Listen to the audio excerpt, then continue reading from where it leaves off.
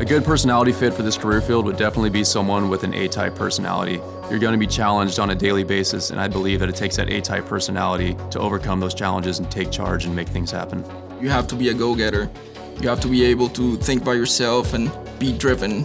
We cannot afford to have somebody that waits for people to tell them what to do. You need to be able to act, but you need to be humble. If you get too cocky, that's when people make mistakes. This career field would be a bad fit for those people that aren't necessarily great at receiving constructive criticism.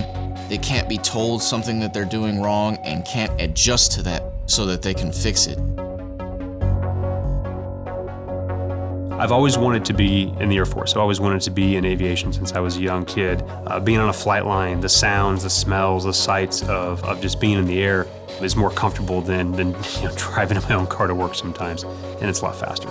We get to see some of the coolest views and do some of the coolest things out there that you wouldn't get the chance to do anywhere else, so I really enjoy it.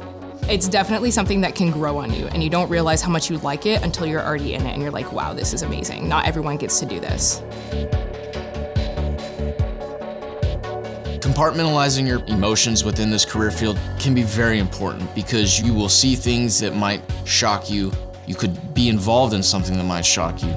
You also have to be able to talk about those things and be able to express them when it's appropriate. Depending on the situation, you may be in the middle of an LZ getting shot at.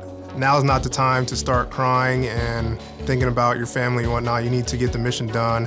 When you're here stateside, at home, you need to voice that stuff because obviously that is going to affect other things within your career.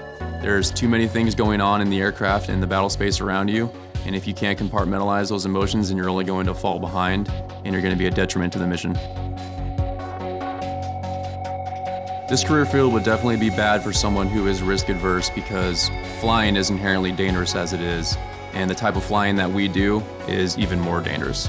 You have to accept that there's gonna be risk, and you have to make that peace with yourself that anything can happen at any time and you have to be ready. The Special Missions Aviator career field and the airframes they fly in are inherently risky. The mission sets that we do are inherently risky, but our level of training, our level of skill, our level of knowledge allows us to mitigate those risks. I would say I'm absolutely an adrenaline junkie. I live for flying on the aircraft and being on the missions that are most dangerous. Adrenaline definitely comes with being a Special Missions Aviator, and the mission sets that we do are sort of drawn towards very high intensity operations and missions. So if you're one to seek adrenaline, this is definitely a career field where you're going to get your fill of it.